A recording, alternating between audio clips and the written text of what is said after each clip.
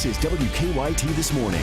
Good morning. Welcome into you. I'm Rebecca Smith. I'm Bill Bryant. So good to have you with us on this Thursday morning. It's going to be one of those summer days out there for sure. We're expecting more hot weather today and tomorrow. Let's check in with meteorologist Micah Harris. Yeah, but if you get lucky, you could be under one of those afternoon pop-up thunderstorms. We had a couple yesterday. It's going to be the same story for today. Same story for tomorrow. Now, Saturday and Sunday, it gets a little better opportunity of rain. Defender radar network, nothing showing up there. Temperatures are there in the upper 60s, lower 70s. Get into the afternoon. Hold on, temperatures at 92. Now, you're looking at that and you're saying, that's really hot. But you got to remember, yesterday we finished off at 91. So it's not a big difference from yesterday. It's all about the heat. We're going to get into that. I'll show you that in just a few minutes. All right, we'll see you then. Indiana Governor Mike Pence has formally accepted the Republican nomination for vice president. He gave a speech at the GOP convention late last night in Cleveland. In it, Pence laid out why he thinks Trump is the right person to lead the country, saying Donald Trump is a man who never quits and is a fighter and a winner. But an earlier speech by former rival Texas Senator Ted Cruz ended in boos. Cruz only mentioned Trump once during the speech, and he urged Republicans to vote for candidates they trust. He was booed when he did not endorse Trump. Tonight at the convention, Trump's daughter, Ivanka, will take the stage before Trump accepts the Republican nomination for president and makes his speech. Kentucky's State Senator Ralph Alvarado of Winchester was among last night's speakers at the convention. He talked about his parents immigrating to the U.S. to provide a better life for their family. WKYT's Mark Barber is at our live desk with more on his speech. Good morning, Rebecca. Senator Alvarado talked for 6 minutes. He started off by telling the crowd he worked hard to become Kentucky's first Hispanic member elected to the General Assembly. And now I have a message for my Spanish-speaking Latino friends at home. A mis hermanos hispanos. Alvarado focused on Latino voters last night, speaking briefly in Spanish. It's the first time at this convention that a speaker has directly appealed to Spanish-speaking voters. Alvarado talked about his parents quite often last night. He says his father immigrated from Costa Rica and his mother immigrated from Argentina to find a better life here. The state senator says many other immigrants have similar stories. They come to the United States to flee dishonesty and corruption. He asked voters to keep that from happening in this country. It is not a decision this year about America moving left or about America moving right. It's a decision about America going up or America going down.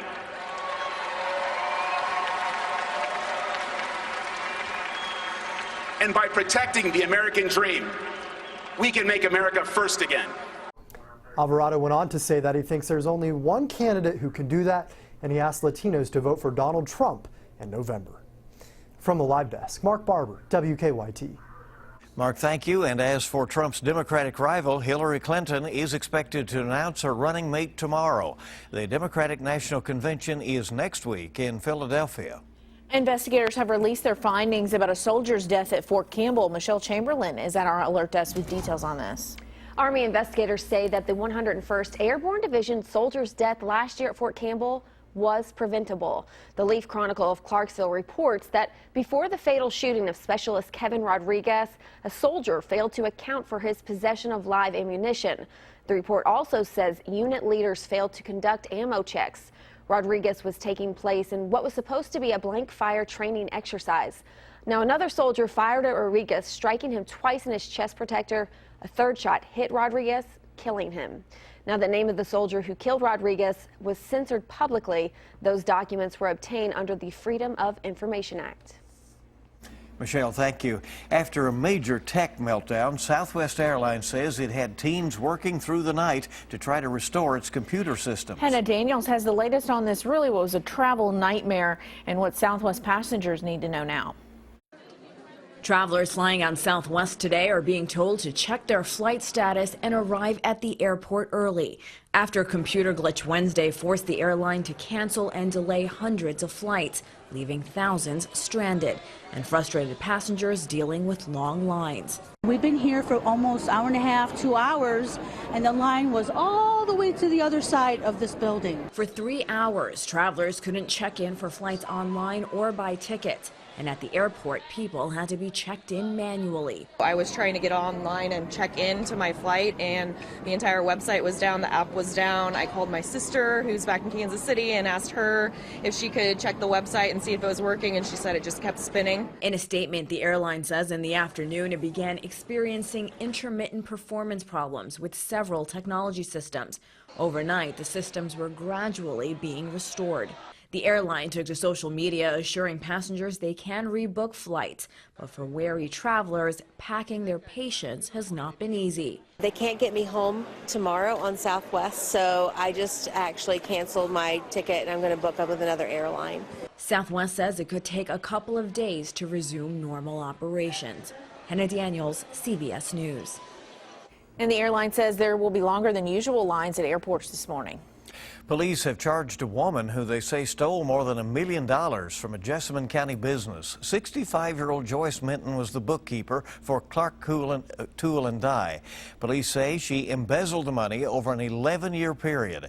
They say managers of the business trusted Minton and even saw her as a close family friend.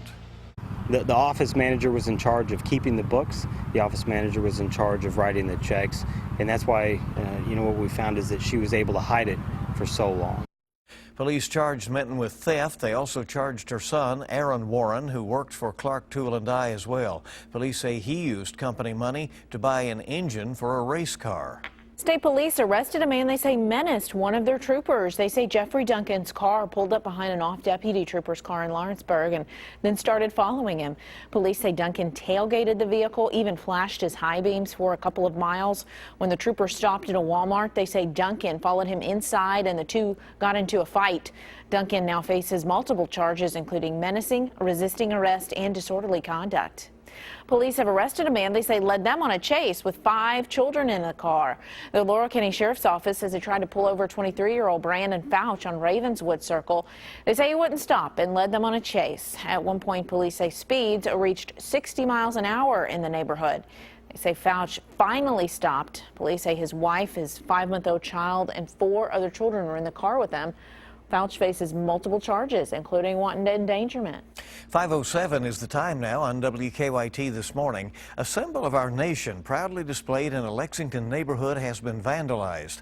Police say vandals desecrated an American flag in the Blackford Oaks neighborhood. That's off Man o' War. And they say it is not the first time it's happened recently. After the neighborhood's flag display was vandalized on Memorial Day, extra security features were added to the flagpole. One man who lives near the display says this most recent vandalism has put him on edge. It's not going to make me move, but it just is going to make me second thoughts about how I interact with people. Police say they have not made any arrests for the vandalism, but they say they will be increasing patrols around the neighborhood. Repairs to the display are expected to cost thousands of dollars. A special salute in Frankfort for police officers in Kentucky and around the country. Both the state capitol and the governor's mansion were lit in blue last night. In a Facebook post, Kentucky Governor Matt Bevin said it was in honor of the Thin Blue Line. Kentucky State Police replied with their thanks on Facebook. The governor says the 2 buildings will be lit up once again in blue tonight. More than 1,000 people packed Commonwealth Stadium yesterday afternoon, but they were not there for football. UK opened the stadium for a few hours yesterday so Pokemon Go players could hunt for Pokemon. Officer Don flew over the stadium in Sky First. Nearly 1,400 people came out to the event.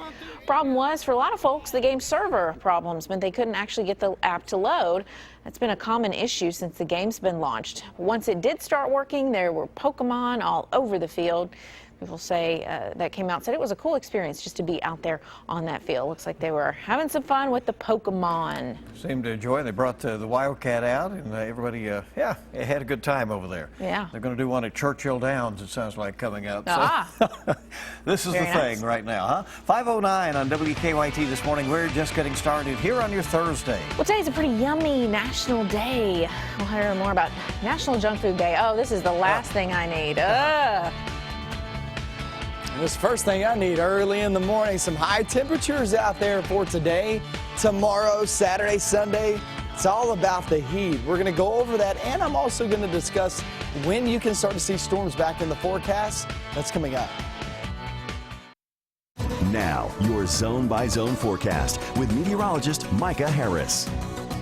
All looks well on Defender Radar Network. No real chance of rain in the forecast again today. And I say a real chance, I mean, I'm talking about the majority of us actually seeing some rain. You're not going to see that. It's another slight chance, just like every other summer day, where you could have a pop-up shower or thunderstorm, but for the most part, most of us stay dry. It's all about the heat. I mean, there's some big-time heat back toward the west of us. Look at all that warm air streaming on in. Very hot conditions.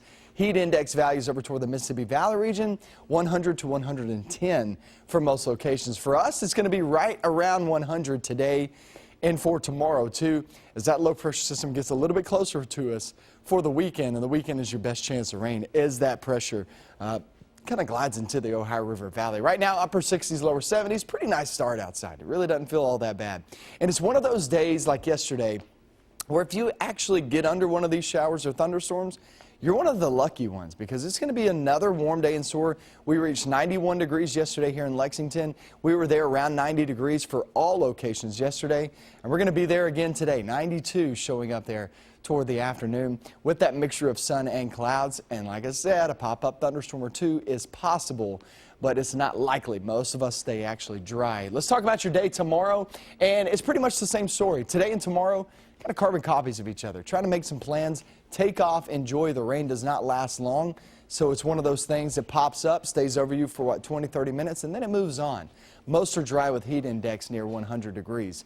Saturday, most are still dry, but we can't rule out a storm or two. I would say Saturday is a better opportunity of rain than, say, Friday or today. So just keep in mind, Saturday, Sunday, it's about a 40% chance of rain in the forecast, which still means 60% of us will actually stay dry. It's about the heat, though. Still 98 to 103 with the heat index, and a storm or two there in the forecast, and that goes for Sunday as well, as a few storms develop across the area. Let's talk about your 7-day forecast. Let me break it down for you. Today and tomorrow, mainly dry. Pop-up thunderstorm or two is possible toward the afternoon. There's really no one location that we're watching for. 92 degrees, 93 for tomorrow. Saturday and Sunday, because of the cloud cover, because of the few rumbles of thunder that we'll have possible, we're sitting there in the upper 80s, lower 90s. It's the heat, and then we talk about an afternoon chance at a pop-up thunderstorm or two. All right. Why are they having to do this to me right now with this story? It's going to make me want to eat more junk food, trying to lose the baby weight. It's not cool. Okay, so that's junk food day. I think my favorite would be, I don't know, actually. French fries. What's yours? Oh, you don't like junk food? Okay. Peanuts, to be honest with you. That's not junk food. Cashews. That's not junk food. It is when you eat too much of it. Hate to tell you. All right, so you can't resist hitting up the vending machine at work or at school? Yeah, well, today's the day for you. It's National Junk Food Day. Go ahead and indulge all you want, your junk food cravings, according to our producers here at WKYT. While it may be high in fats, sugar, salt, and calories, so-called junk food is the kind of stuff everyone loves to snack on. Okay, so except for Bill, of course. So celebrate the day by eating your favorite guilty pleasure food and post your favorites on social media using the hashtag National Junk Food Day. Interesting, because already on my Facebook page there's a little junk food post I did the other day because it was Burger Day and I had to get in on that excitement, you know. Had to get in on that, yeah. I guess that could be considered a junk food. I guess this cheddar checks. That's so good, yeah, yes. it is. That is really, really good. Yeah, I agree with you. Once you get started. It's one of my favorite, too. You know? All right, good to have you with us. It's 5:16 on WKYT this morning on National Junk Food Day and Thursday. Good luck with that one, right? Right. We have a look at your money. Stay with us. New data on the American middle class and new technology for super fast mobile internet. I'm Brooke Silva-Braga in New York. Those stories and more coming up in your CBS Money Watch report. Welcome back into WKYT this morning. Rolling toward 5:20 on your Thursday. Work days are getting longer. Facebook may make your internet speed faster. And new data on the middle class. Brooke Silva-Braga has the latest on your money. The middle class is being squeezed. New analysis of data from the Congressional Budget Office shows 81% of middle-class American households had falling or flat income in the decade ending 2014. It's a global trend. More than 2/3 of middle-income households in advanced economies around the world had stagnant or falling incomes. Stocks continued their hot streak Wednesday, the Dow gaining 36, the Nasdaq up 53. 3 in every 5 Americans believe the 9-to-5 workday is a thing of the past. The Career Builder survey finds part of the explanation is so many Americans already take their jobs home. 45% of workers say they finish their work outside office hours. 49% check or answer emails after they leave work. And Facebook may have found a way to make the internet speed of your smartphone much faster using lasers. The company's Connectivity Lab says it's achieved 2 gigabit wireless internet using technology similar to fiber optic cables, but without the cable. It's intended for rural areas with weak internet service. And that's your Money Watch. For more, log on to cbsmoneywatch.com. In New York, I'm Brooke Silva-Braga. Well, hearing a few less grumblings around your workplace? It might be because nearly half of people in the United States say they are satisfied with their jobs. 49% might not sound like a lot, but it's the highest level of job happiness in more than 10 years. According to a new Conference Board survey, people are also giving their colleagues high praise.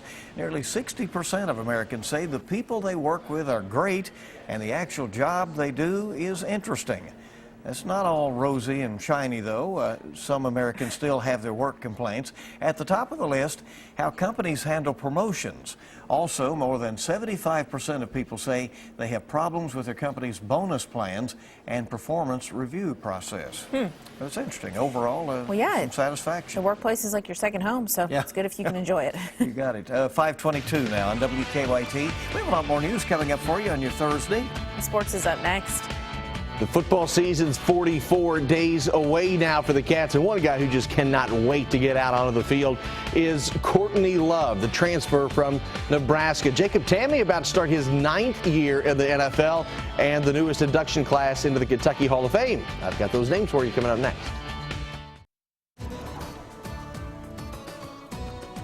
We're in the upper 60s, lower 70s early this morning. I'm meteorologist Micah Harris, keeping you updated on your weather. We're at 69 right now here in Lexington, and it's actually pretty nice. It's really not that bad as you step out the door, and we're dry too. 92 degrees by the afternoon. Not fully dry. Can't rule out that slight chance at a pop-up thunderstorm or two by the afternoon hours once you get that heating going on, but it's really all about the heat the next few days. Let's check out sports, see what's going on.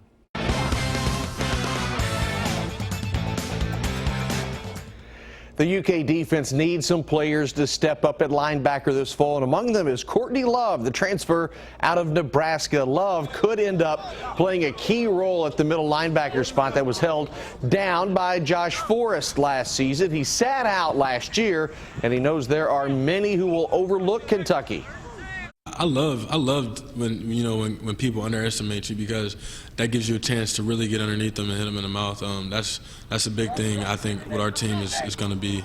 We have to want it. We have to want it a lot more than anybody else. We're obviously, underdogs, so it's gonna take a lot of pride. We tough. We gotta, show guys that we earn the right to be in this, in this league, in the SEC. Former Wildcat Jacob Tamme will soon be heading to training camp with the Atlanta Falcons. After playing for the Colts and the Broncos, Tamme spent last year in Atlanta, and he caught 59 passes. He feels good about the Falcons heading into the season. I really feel like we got better as a team, more so than maybe anywhere that I've been so far. I feel great, feel healthy, feel as good in year 9 as I did early in my career, which is a great blessing and is exciting. So I feel like my best football could still be in front of me, which is a pretty cool feeling to have. And I'm excited for our team. I think we did have a great offseason. I think we can really grow off of what we did last year. 6 new members will be inducted into the UK Athletics Hall of Fame this September. Rich Brooks led the Cats to 4 straight bowl games, winning 3 of them. Molly Johnson-Belcher, UK's first All-American in softball. Chuck Hayes, 7th in career rebounds and an 11-year NBA veteran. Bernadette Madigan-Dugan, the first UK female to win a national track title. 2-mile run in 1982. James Johnson, 3-time SEC medalist, now on the Olympic training staff. And Wesley Woodyard, first team All-SEC twice. He has played in the NFL 8 years. That is a look at sports. Have a great day.